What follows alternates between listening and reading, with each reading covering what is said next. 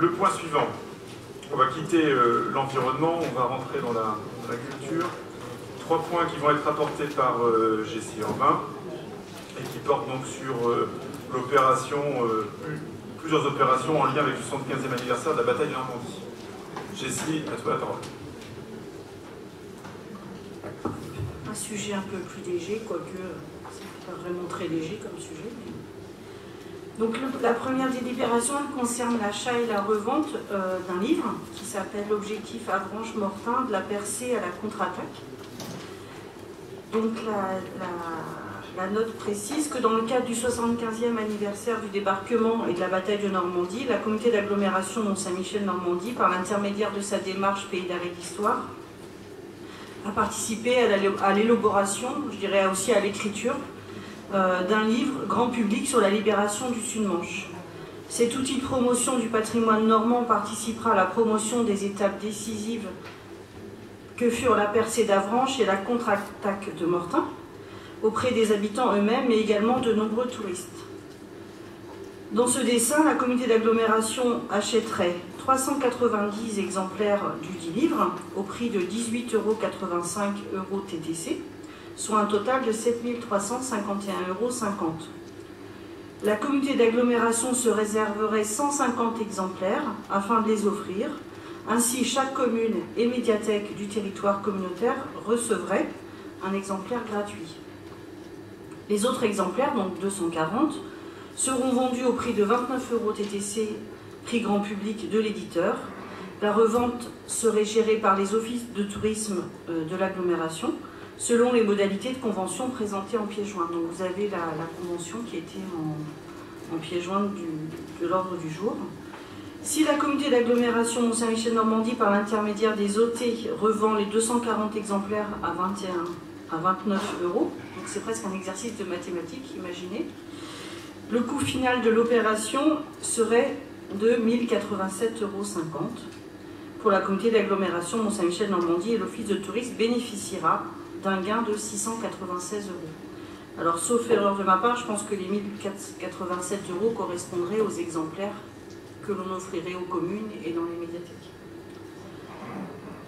Donc, il est proposé, non pas au bureau, mais au conseil d'agglomération, d'adopter l'achat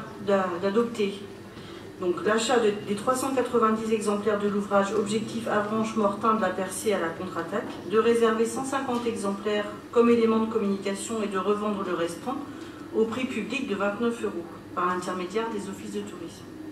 D'autoriser le président ou son représentant à prendre toutes les dispositions utiles et notamment à signer tous les documents nécessaires pour la mise en œuvre de la démarche. Donc cet ouvrage c'est une collaboration assez riche entre l'agglomération, donc le chargé de mission Alain-Gilles Chaussat notamment, qui a participé à l'écriture et à la recherche des documents. Il a bénéficié aussi de l'appui d'un stagiaire, le personnel de l'office de tourisme aussi, qui a participé. Il y a aussi des historiens et archivistes de Saint-Lô qui ont participé à ce document. Voilà. Si vous avez des questions. Mais moi, on a vu, on nous a présenté moi j'ai vu la maquette et on nous a présenté la couverture. C'est vraiment un bel ouvrage. Donc, on n'offrira pas à tous les conseillers communautaires, mais je peux vous inviter à aller en acheter un dans les offices de tourisme. Pour information, on a travaillé avec un éditeur que certains d'entre vous connaissent dans la salle, qui s'appelle Arnaud Digard, qui est une agence de communication sur Saint-Lô, qui s'appelle Nicolas Édition. Arnaud Digard a publié, ce soir dans la même collection, un très beau livre en 2014 sur Sainte-Mère-Église et les parachutistes américains qui ont été largués dans la nuit du 5 au 6 juin 1944. Donc, ce livre, dont le nom est particulièrement bien choisi, donc c'est Avranches-Mortain, objectif Avranches-Mortain de la percée à la contre-attaque, fait vraiment un balayage complet des événements qui se sont déroulés pendant cette libération, mais aussi repart de la période de l'occupation, en rentrant dans le détail de beaucoup de choses. Et c'est vrai que le travail de fourmi qui a été conduit par Alain Chaussat et par le stagiaire qui l'a accompagné a permis de lever pas mal de trouver pas mal d'informations dans les archives départementales qui concernent beaucoup de communes. alors, toutes les communes n'auront peut-être pas leur nom dans le livre, mais très honnêtement, le balayage a été assez remarquable. Je crois que quasiment toutes les communes sont... il y a vraiment des détails très fins. Enfin, des choses qu'on ne connaît pas, qu'on n'a pas vues. Enfin voilà, c'est assez... c'est vraiment une histoire qu'on raconte dans le... Alors parmi les agents communautaires, dans les contributeurs, il y a Valérie Houlbert et Emmanuel Pinin qui sont agents de l'Office de tourisme et qui ont des compétences dans le domaine, pour cette période, dans le domaine historique. Voilà. Et puis les auteurs, donc je peux donner leur nom, il y a Stéphane Robin qui est archiviste à Saint-Lô et qui est spécialiste de cette période. Et puis Patrick Fissot qui est professeur à 40 ans, qui est originaire du Centre-Manche, qui a contribué également. C'est un ouvrage en couleur, 179 pages, je crois, enfin c'est un bel ouvrage. Et qui sera tiré à 1500 exemplaires. Autant dire que ce sera, à mon avis, assez rapide. Jean-Luc, tu voulais rajouter quelque chose? On a ma question, parce que 390, ça me paraissait peu. Pour l'agglomération. Voilà. Est-ce que vous avez des questions complémentaires? Oui, Xavier. Excusez-moi, je suis pas très bon en maths. Donc c'est pour ça que quand tu dis ça, c'est qu'en fait, tu as très bien calculé. Non, j'ai pris ma calculatrice. Non, mais j'ai un truc que j'ai pas compris. 390 x 18,85, je suis d'accord, ça fait 7351. 240 par 29, ça fait 6960. Donc on a une dépense de 7003 et au maximum une recette de 6900. Ce qui fait donc un déficit évidemment qui est assez faible. C'est parce que Catherine est gourmande, elle prend 10% au passage. Oui, non, mais effectivement, ce qui fait, même si ça fait un déficit qui n'est pas très élevé. Par contre, quand je fais 29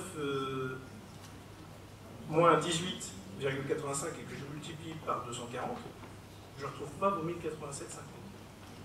Parce qu'en fait, il y a des dons. Mais non, ça c'est les dons pour les médiathèques et les communes. Parce qu'on retire de la vente 150 exemplaires. Donc tu retires les 150 exemplaires. Oui. Non, c'est bien ce que j'avais dit. Alors vas-y, j'ai fait le même calcul que toi parce que je trouvais les chiffres un petit peu. Je pense qu'en fait, il y a les bénéfices pour l'office de tourisme en fait.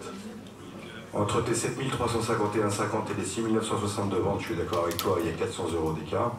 Plus tu rajoutes le coût que va récupérer l'office de tourisme, ça va nous coûter 696 plus les 400 € de vente non faite et on retrouve les 1080. Le compte est bon. merci. Donc en fait j'avais raison, c'était bien un petit exercice mathématique. Le problème du soir. Pas de questions? Alors sachez que si quand même une information, si certaines communes souhaitaient acheter des ouvrages pour elles-mêmes au prix de la collectivité, c'est possible. Il faut qu'elles le disent assez vite, avant la parution. N'hésitez pas à nous le dire. Je sais que certaines communes avaient prévu. Alors il y a une très belle photo de Julie d'ailleurs, en double page.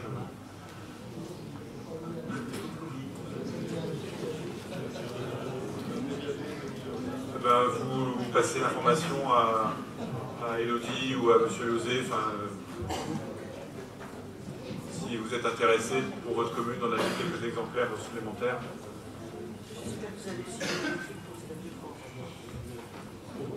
Voilà, je propose qu'on passe au vote. Oui, Michel. L'apparition, c'est quand Alors, c'est imminent. Le livre est chez l'imprimeur, donc on attend.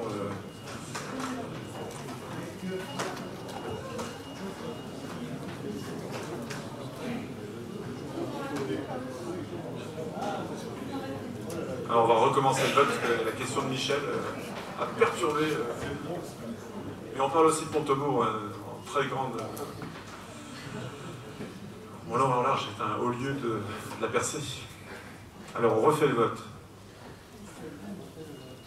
C'est parti.